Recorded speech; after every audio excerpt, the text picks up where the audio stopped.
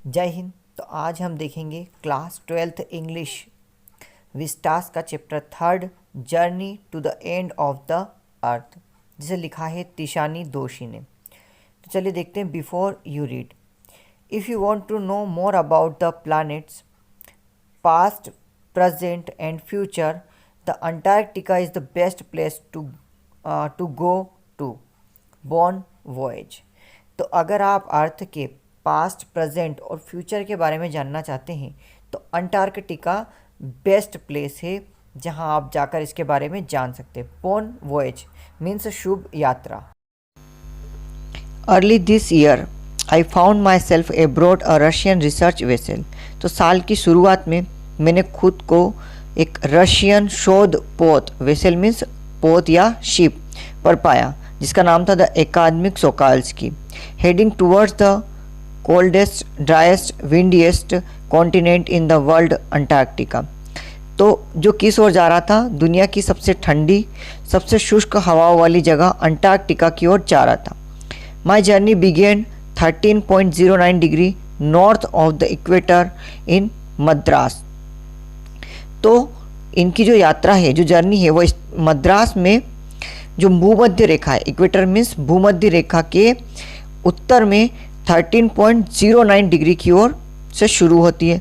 And involved crossing 9 time zones. और इसमें क्या क्या इन्वॉल्व था? 9 time zones, 6 check points, 3 bodies of water and at least as many ecospheres. तो इनकी जब ये जर्नी स्टार्ट होती है मद्रास से, तो इसमें 9 तो टाइम जोन होते हैं जिनको ये क्रॉस करते हैं। टाइम जोन आई थिंक आप समझते होंगे। 6 चेक पॉइंट, अलग अलग कंट्री के अलग अलग चेक पॉइंट होते हैं, उनको क्रॉस किया। 3 बॉडीज ऑफ वाटर, अलग अलग पानी के निकायों को पार किया। एंड एटलीस्ट एज मेनी इकोस्फीयर्स, और कई सारे पारिस्थितिक जगहों को इन्होंने पार किया। मतलब अलग अलग तरह के जीव जंतु जिन जगहों पर रहते हैं उनको, ऐसी कई सारे इकोस्फीयर्स को इन्होंने क्रॉस किया। By the time I actually set foot on the Antarctic continent, I had been traveling over 100 hours in combination of a car, an aeroplane and a ship। तो जब तक इन्होंने अंटार्कटिका कॉन्टिनेंट पर पैर रखा, ठीक है, तब तक ये लगभग 100 घंटे का सफ़र तय कर चुकी थी, जिसमें कौन कौन सी चीज़ें सम्मिलित थी? कार से किया था, एरोप्लेन से और शिप। इन तीनों को मिलाकर लगभग 100 घंटे का इन्होंने ट्रेवलिंग कर लिया था। My first emotion on facing Antarctica's expensive white landscape and uninterrupted blue horizon was relief. तो जब इन्होंने इतना सारा सफ़र करने के बाद उनका पहली बार जब इन्होंने क्या देखा? एक्सपेंसिव वाइट लैंडस्केप, मतलब विशाल जो लैंडस्केप देखा बर्फ़ का। And uninterrupted blue horizon was relief, और जो अनइंटरप्टेड मतलब अबाधित जो ब्लू होराइजन था, नीले कलर का होराइजन क्षितिज, यानी जहाँ जाकर आपको ऐसा लगता हो कि जो आसमान है और ज़मीन है वो सफ़ेद सफ़ेद लैंडस्केप दोनों आपस में मिल रहे हैं। तो उनको ये देखकर बहुत रिलीफ यानी राहत महसूस हुई। Followed up with an immediate and profound wonder. तो देखो, इन सभी को देखकर उन्हें कैसा? इमीडिएट मतलब एकदम तुरंत वाला, तत्काल, और प्रोफाउंड वंडर यानी एक गहरा आश्चर्य हुआ। ठीक है, आश्चर्य किस बात का?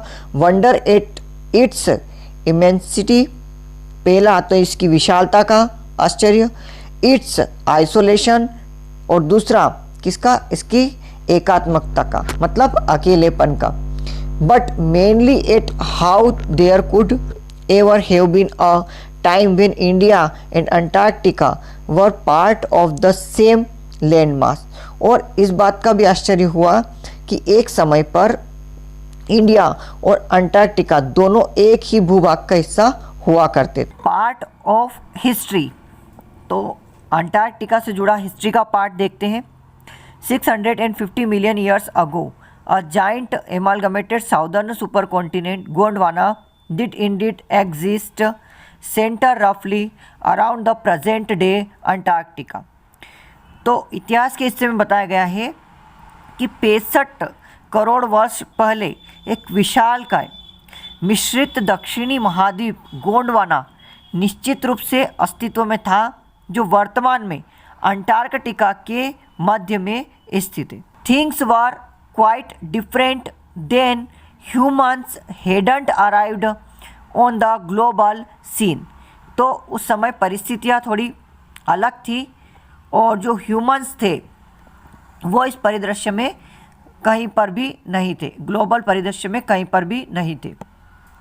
And the climate was much warmer, और जो क्लाइमेट था वो बहुत ज़्यादा गर्म था, अभी से ज़्यादा गर्म था। Hosting a huge variety of flora and fauna. तो होस्टिंग मतलब रखना, तो कई सारी वेराइटी रखते थे किसकी? फ्लोरा मीन्स वनस्पतियों की और फोना मीन्स एनिमल्स यानी जो जीव जंतु है उनकी। For 500 million years, Gondwana thrived, but around the time when dinosaurs were wiped out and the age of mammals got underway, the landmass was forced to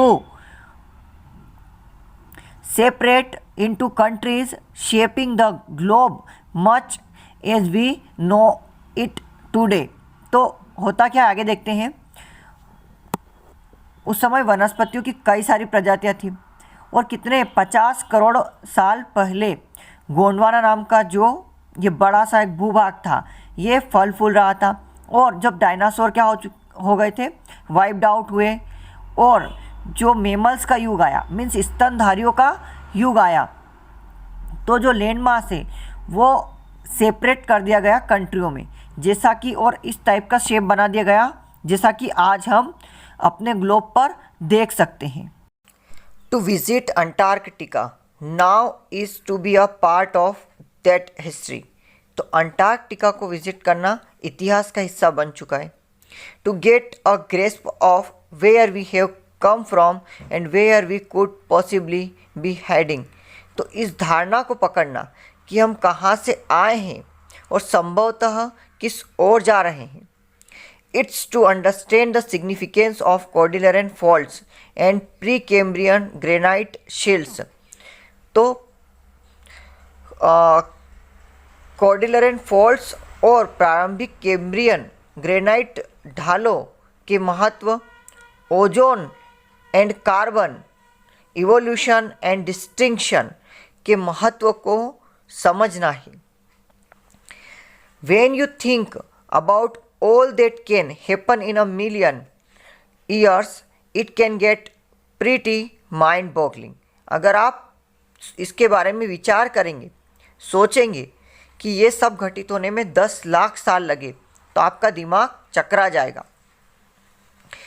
India pushing northwards, jamming against Asia to buckle its crust and form the Himalayas.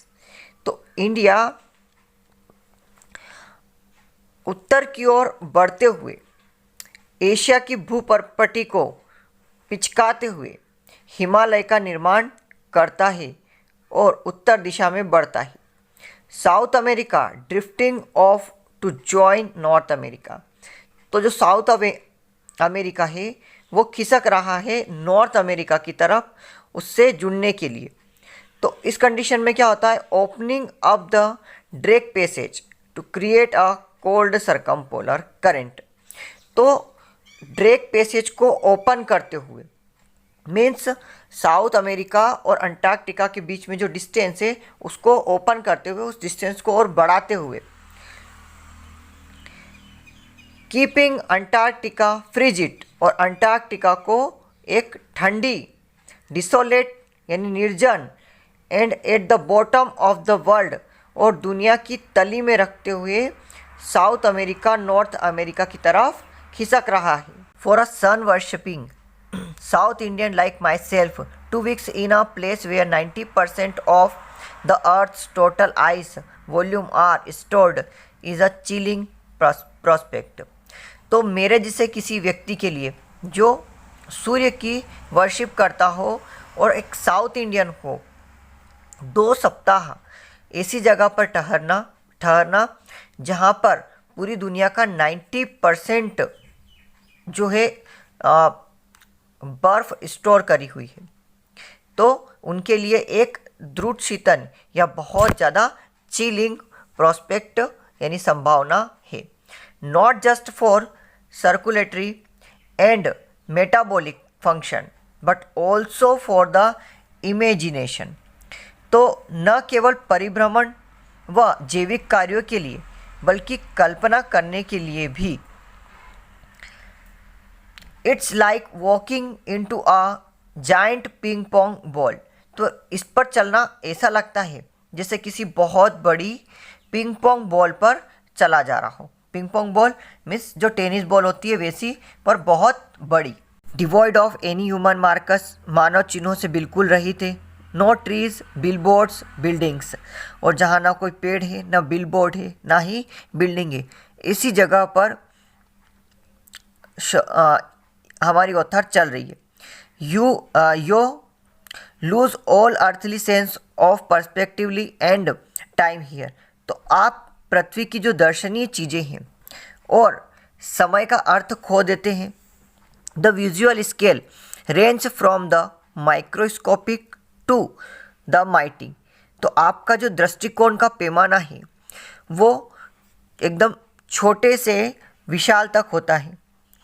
Meets and mites to blue whale. तो छोटी मक्खियों और मकड़ियों से नीली whale मछलियों तक।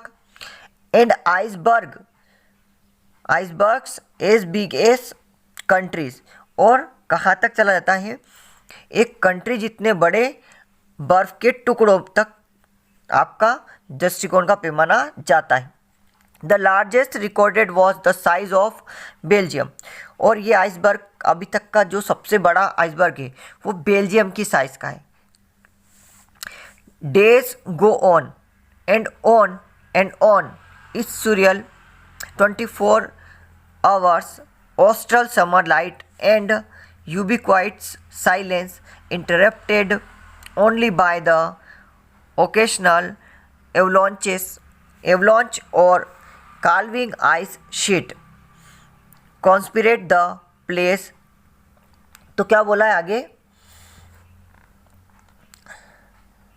दिन निकलते गए और 24 घंटे लगातार दक्षिणी शीतकालीन प्रकाश में चलते चलते और एक सर्वव्यापी सन्नाटा कभी कभार होने वाले हिमस्खलनों और बर्फ की सतह के टूटने से भंग हो जाता है, जो इस स्थान को पवित्र रखती है।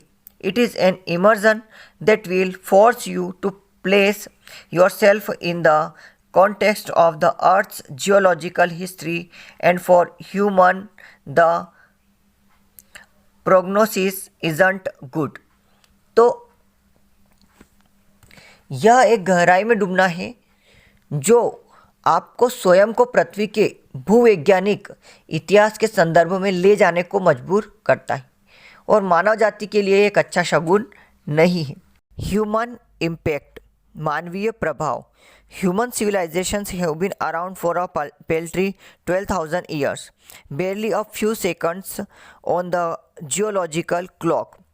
तो मानव सभ्यता अब से 12,000 साल के आसपास उत्पन्न हुई, जो भूवैज्ञानिक घड़ी में मुश्किल से कुछ सेकंडों के समान है। In that short amount of time, we have managed to create quite a ruckus. तो हमने इस छोटे से समय में हंगामा मचा दिया है। Etching our dominance over nature. क्या करा, नेचर पर अपना प्रभाव स्थापित किया। Our villages, towns, cities, mega cities. क्या करके, क्या बनाकर, विलेज, टाउन, सिटीज़ और मेगा सिटीज़ बनाकर हमने नेचर पर अपना दबदबा कर लिया है। The rapid increase of human population has left us battling with other species for limited resources। तो और जैसे जैसे ह्यूमन पॉपुलेशन बढ़ रही है, हमने जो लिमिटेड रिसोर्सेज है उनके लिए अदर स्पीसीज से बैटल करने के लिए मजबूर कर दिया है। And the unmitigated burning of fossil fuel has now created a blanket of carbon dioxide around the world. और जीवाश्म ईंधन के संपूर्ण दहन ने अब विश्व के चारों ओर कार्बन डाइऑक्साइड की एक परत उत्पन्न कर दी है, which is slowly but surely increase the average global temperature, जो धीरे धीरे ही सही पर निश्चित रूप से जो ग्लोबल टेम्परेचर है, औसत ग्लोबल टेम्परेचर को बढ़ा रहा है। Climate change is one of the most hotly contested environmental debates of our time। हमारे समय का पर्यावरण के बारे में वाद विवाद का सबसे उग्र विषय जलवायु परिवर्तन है। Will the West Antarctic ice sheet melt entirely? तो क्या पश्चिमी अंटार्कटिका की हिम परपटी संपूर्ण रूप से पिघल जाएगी? Will the Gulf Stream ocean current be disrupted? क्या पश्चिमी अंटार्कटिका की हिम परपटी संपूर्ण रूप से पिघल जाएगी? क्या खाड़ी धारा का महासागरीय प्रवाह तितर बितर हो जाएगा? Will it be the end of the earth as we know it? तो क्या पृथ्वी का यानी संसार का अंत हो जाएगा जैसा कि हम जानते हैं? May be, may not be, शायद हो भी सकता है, शायद ना भी हो पाए। Either way Antarctica is a crucial element in this debate. चाहे जो भी हो, बट अंटार्कटिका इस विवाद का एक ज्वलंत मुद्दा है। Not just because it's the only place in the world, और केवल इसलिए नहीं कि ये दुनिया का एकमात्र स्थान है which has never sustained a human population, जहाँ पर ह्यूमन पॉपुलेशन जनसंख्या उत्पन्न नहीं हुई हो ज़्यादा, and therefore remains relatively pristine, और इसलिए भी नहीं कि यह कैसा हो, एकदम स्वच्छ रहा हो अभी तक। इन दिस रिस्पेक्ट, इन दोनों रिस्पेक्ट में नहीं है। बट मोर इम्पोर्टेंटली, बट ज़्यादा महत्वपूर्ण ये है, because it holds in its ice course 500,000 year old carbon records trapped in its layer। बल्कि इसलिए इम्पोर्टेंट है क्योंकि इसने 5 लाख सालों से जो कार्बन है उसको अपनी लेयर, आइस की लेयर में रिकॉर्ड करके रखा है, मतलब कैद करके रखा है। If we want to study and examine the earth's past, present and future, Antarctica is the place to go. और अगर हम अर्थ के भूत, वर्तमान और भविष्य के बारे में अध्ययन करना चाहते हैं या जानना चाहते हैं तो Antarctica is the place to go. तो अंटार्कटिका ही वह जगह है जहां हमें जाना चाहिए। Students on ice, the program I was working with on the Sokalski. तो बर्फ पर विद्यार्थी कार्यक्रम के अंतर्गत सोकाल्स्की पर थी। कौन? हमारी नरेटर टिशानी दोषी। तो हमें स्टूडेंट ऑन आइस इस प्रोग्राम का नाम ध्यान में रखना है, अंडरलाइन कर लेना है। Working with on the Sokalski, तो जो उनकी शिप थी, जो उनकी नाव या पोत कह सकते हैं, जो कि एक रिसर्च वेसल थी, उस पर वो थी। Aims to do exactly this by taking high school students to the ends of the world and providing them with inspiring educational opportunities। तो उनका एम क्या था? उद्देश्य था कि हाई स्कूल के विद्यार्थियों को पृथ्वी के अंतिम छोर पर ले जाना और उन्हें प्रेरणादायक शैक्षणिक अवसर प्रदान करना। ठीक है, अब जिससे क्या होगा? Which will help them foster a new understanding and respect for our planet. तो जिससे उनको क्या होगा? अब जब ये प्रेरणादायक शैक्षणिक अवसर प्रदान किया जाएगा, जो उनमें हमारे ग्रह को समझने के लिए एक नई समझ को उत्पन्न करेगा और उसके लिए रिस्पेक्ट भी होगी उनके मन में। ठीक है, it's been in operation for 6 years now headed by Canadian Geoff Green। और ये ऑपरेशन 6 सालों से चला जा रहा था। किसकी अध्यक्षता में? कैनेडियन जियोफ ग्रीन की अध्यक्षता में। हु गोट टायर्ड, जो थक चुके थे, ऑफ कार्टिंग मतलब ढो ढोकर या ला लाकर, सेलिब्रिटीज़ किसको लाकर थक चुके थे? सेलिब्रिटीज़ को, एंड रिटायर्ड और सेवानिवृत्त लोगों को, रिच यानी धनी लोगों को, क्यूरियोसिटी सीकर मतलब उन लोगों को जिनके अंदर जिज्ञासा हो ऐसी नई चीज़ को देखने की, उन लोगों को ला कर वो थक चुके थे। Who could only give back in a limited way, और वो केवल एक सीमित मात्रा में ही कुछ इस अर्थ को दे सकते थे। विथ स्टूडेंट्स ऑन आइस, अब विद्यार्थियों के साथ बर्फ पर, he offers the future generation of policy makers a life changing experience at an age when they are ready to absorb, learn and most importantly act। तो देखो, इन हस्तियों को ला के तो थक चुके थे, और ये जो कार्यक्रम फिर उन्होंने चालू किया, स्टार्ट किया, स्टूडेंट ऑन अर्थ, बर्फ पर विद्यार्थी के द्वारा यह नीति निर्धारकों की भावी पीढ़ी है। मतलब फ्यूचर में जाकर ये लोग क्या बनेंगे, पॉलिसी मेकर को, नीति निर्धारकों की एक भावी पीढ़ी है, को ऐसी आयु में एक जीवन बदल देने वाला अनुभव प्रदान करता है जिस समय वे इस महत्वपूर्ण कार्य को आत्मसात करने और सीखने के लिए तत्पर हो। The reason the program has been so successful is because it's impossible to go anywhere near the South Pole and not be affected by it। तो इस प्रोग्राम के सफल होने का एक कारण ये भी था कि आप साउथ पोल के पास कहीं भी जाएं, दक्षिण ध्रुव के पास जाएं और इससे अफेक्टेड ना हो, ये एक असंभव सा है। It's easy to be blasé, तो ये आसान है। ब्लेस मीन्स बेफिक्र होकर सोचना। About polar ice caps melting, जो पोलर आइस कैप्स है उनके मेल्टिंग होने के बारे में सोचना। While sitting in the comfort zone of our respective latitude and longitude, जब आप क्या कर रहे हो, आराम कर रहे हो, कंफर्ट जोन में बैठे हो, तो इसके बारे में सोचना आपको कैसा लगता है, बहुत आसान है। लेटीट्यूड एंड लॉन्गिट्यूड मतलब अक्षांश और देशांतर में आप कंफर्टेबली बैठे हो और सोच रहे हो, तो वो बहुत आसान सा काम है, सोचना आसान है।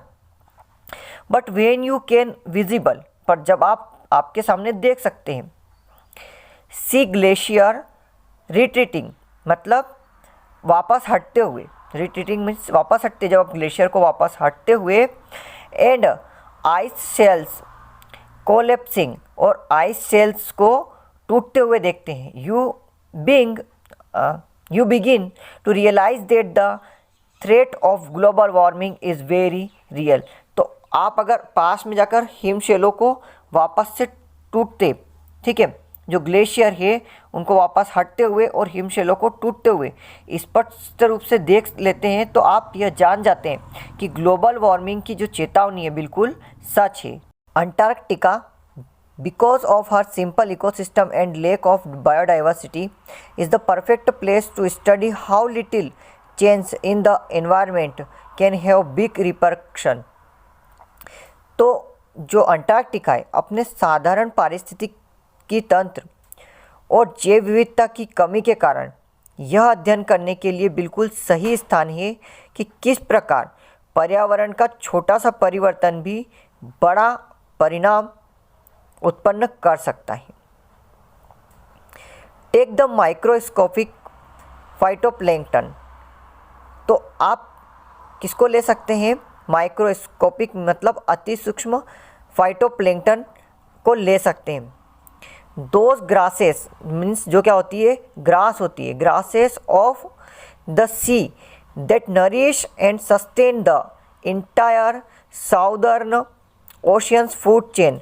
जो फाइटोप्लैंक्टन नाम की छोटी सी घास होती है, ये साउदर्न ओशियन जो दक्षिणी ओशियन है उसकी पूरी आहार चेन को, जो फूड चेन है ना, उसको बढ़ाती है, और न केवल बढ़ाती है उसको पोषित भी करती है। दिस सिंगल सेल्ड प्लांट्स, जो कि क्या होती है, एक सिंगल सेल्ड प्लांट, एक कोशिकीय घास होती है। Use the sun's energy, sun की एनर्जी का यूज़ करती है to assimilate carbon and synthesise organic compounds in that wondrous and most important of processed called photosynthesis. तो अब ये जो पूरा एक छोटा सा पौधा है जो पूरे साउदर्न ओशियन को न केवल नरिश करता है जबकि उसको सस्टेन भी करता है, मीन्स पोषित भी करता है। ये जो एक कोशिकीय पौधा है, ये जो सूर्य की ऊर्जा का उपयोग करता है वो कार्बन को संयोजित करने व जैविक घटकों का प्रयोग व आश्चर्यजनक व अति महत्वपूर्ण प्रक्रिया जिसे प्रकाश संश्लेषण कहा जाता है, उस प्रकाश संश्लेषण की क्रिया में करता है सूर्य की एनर्जी का use. Scientist warn that a further depletion in ozone layer will affect the activities of phytoplankton. तो जो साइंटिस्ट है वो पहले ही आगाह कर चुके, वार्न कर चुके कि जो ओजोन लेयर है अगर उसमें कमी आती है तो ये फाइटोप्लैंक्टन को प्रभावित करेंगे, which in turn will affect the lives of all the marine animals and birds of the region. तो अगर फाइटोप्लैंक्टन प्रभावित होता है तो इन ऑर्डर क्या होगा, which in the turn of will affect the lives of all marine animals. तो जो समुद्री जानवर है, जो जीव है, उनका जीवन प्रभावित होगा, and birds of the region, और जो पक्षी है उनका जीवन भी प्रभावित होगा, and the global carbon cycle, और इससे जो ग्लोबल वैश्विक कार्बन चक्र है वो भी प्रभावित होगा।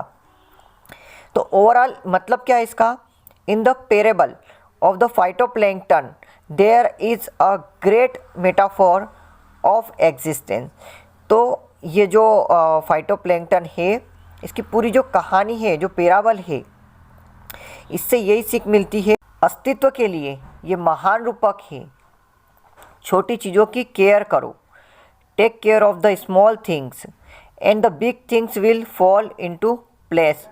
छोटी चीज़ों का ख्याल रखो, बड़ी चीज़ें अपने आप ही सही हो जाएगी। Walk on the ocean means यहाँ पर ओशियन पर चलने की बात की जा रही है। वैसे तो ओशियन पर चलना संभव नहीं है, बट ये अंटार्कटिका है तो यहाँ पर ओशियन के ऊपर क्या बर्फ़ जमी हुई है तो उस पर चल पाएंगे। My Antarctic experience was full of such epiphanies. तो इनका जो अंटार्कटिक का एक्सपीरियंस था वो पूरा एहसासों से भरा हुआ था। But the best occurred just short of the Antarctic circle eight 65.55 degree south. तो उनका जो एहसास था कई सारे भावुक क्षणों से भरा हुआ था, लेकिन जो अच्छा प्रत्यक्ष एहसास था वो अंटार्कटिका जो घेरा था उसके पास में 65.55 डिग्री दक्षिण में था। तो क्या था वो देखते हैं। The Sokalski had managed to wedge. तो सोकाल्स्की फंस चुका है herself into a thick white stretch of ice between the peninsula and Tetpola island. तो इनका जो शिप था सोकाल्स्की वो पेनिनसुला और टेटपोल में जो बर्फ़ की मोटी मोटी चादरें थी उसमें फंस चुका है, which was preventing us from going any further, जो उन्हें आगे बढ़ने से रोक रहा है। आगे देखते हैं। The captain decided we were going to turn around and head back north. तो कैप्टन ने क्या डिसाइड किया कि हम घूमकर वापस उत्तर की ओर बढ़ेंगे, बट बिफोर वी डिड, पर उसके पहले हमें क्या करना होगा।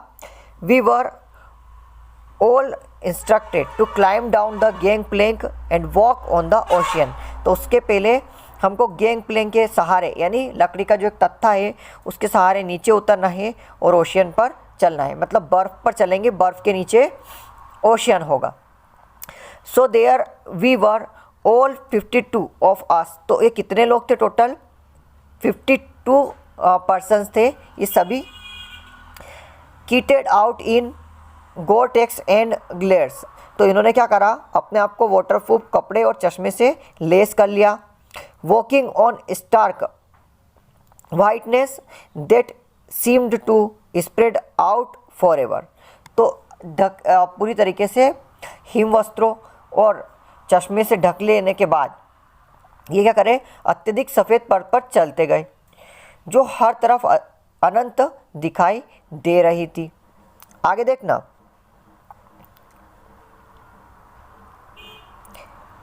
Underneath our feet was a metre thick ice pack. अब उनके पैरों के नीचे 1 मीटर मोटी बर्फ़ की चादर थी। And underneath that 180 metres of living, और उसके नीचे 180 मीटर लिविंग मतलब जीवित, ब्रीथिंग मीन्स सांस लेता हुआ, सॉल्ट वाटर मीन्स नमकीन पानी था। मीन्स 1 मीटर मोटी बर्फ़ की चादर के नीचे 180 मीटर पानी था, जो कि कैसा, जीवित था, सांस लेता हुआ, और सॉल्ट वाटर मतलब नमकीन था। In the periphery crabeater seals were stretching and sunning themselves on ice floes, much like stray dogs will do under the shade of a banyan tree। तो वो किस प्रकार एक घेरे की परिधि में केकड़े खाने वाले सील अपने शरीर को सीधा किए हुए और बर्फ़ के गोलों पर अपने आप को धूप लगाते हुए इस प्रकार दिखाई दे रहे थे, जिसे आवारा कुत्ते बरगद के पेड़ की छाया के नीचे लेटे रहते हैं। It was nothing short of revelation, everything does Indeed connect.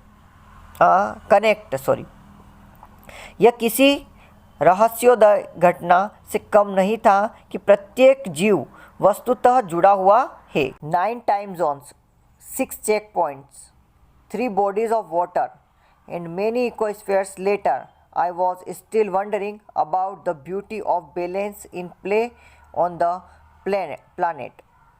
तो 9 कालखंड, 6 जांच स्थल, 3 जलीय सतह और आगे कई जीवमंडल में इसकी सुंदरता के इस नियंत्रण को देखकर जो लेखिका है वो आश्चर्यचकित थी।